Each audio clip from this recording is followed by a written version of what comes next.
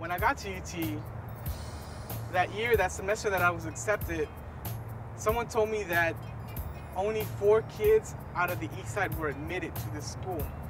And I started thinking, wow, did I hit the lottery or what, you know?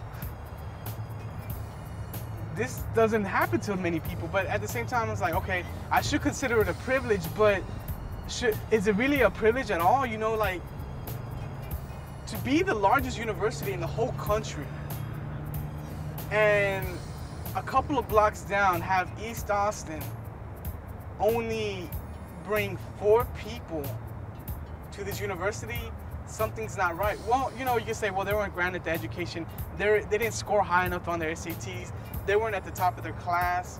All these factors that play in if you can get into the school or not, you know? But how are we even supposed to help out our community, our school, and put capitalism to the side for a minute? How are we supposed to educate our youth if a large sector of our community is shut out? It just didn't make sense to me. It's like, there is that division. I-35 has always been a division.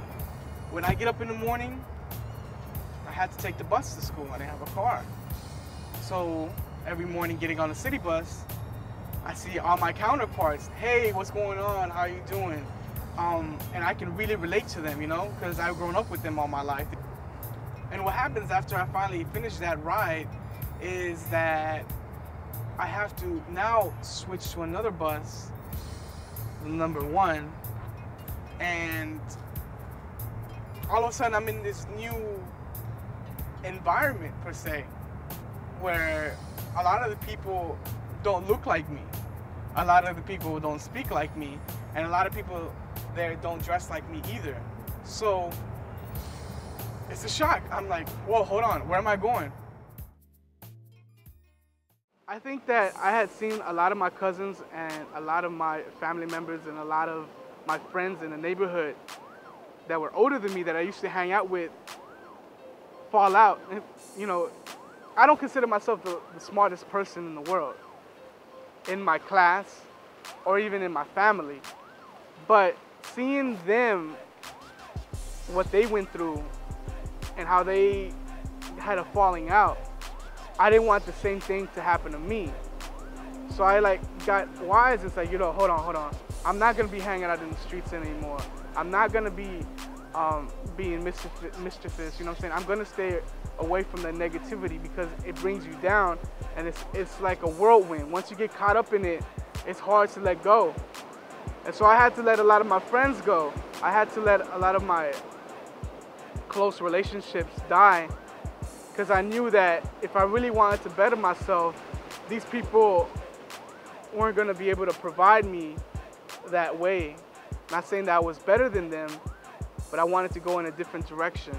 And I think a lot of kids want to go in a different direction. They just can't find those people to hang out with.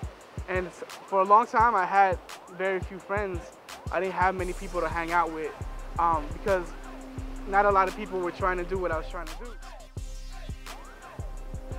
I think coming back to the East Side is a little heartwarming. In a way, I think I've lost touch with my sense of home, because I don't roam the streets as much anymore. I don't know all the neighbors. I mean, this place is being gentrified, and more people are losing their home.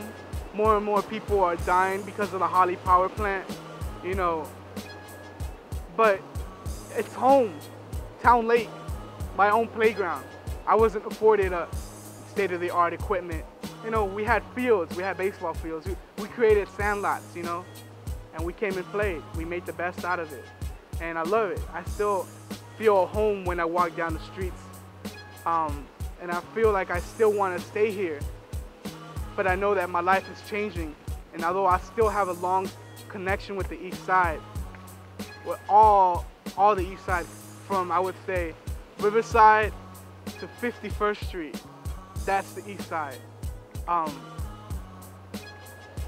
think that my life might take a turn, and I will always come back and help, but right now I'm at a brink where I need to prove to myself how much more can I gain, because the more I gain, the more equity I gain, the more the neighborhood gains, the more we can show that this neighborhood can elevate itself from being the neglected ones, being the ones who were the have-nots, to being the ones who are the have. We are well on the way to being the majority, not only in the city, not only in the state, but in the country.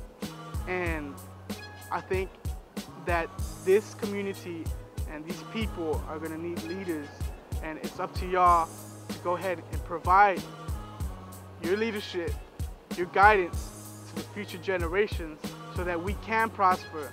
I'm not trying to single out anybody. I think everybody needs to elevate, but I think in a way, because I have a personal stake in seeing all my friends grow up, all my parents get older, and father figures get older, it's up to us now to go ahead and lead the generation to the next step.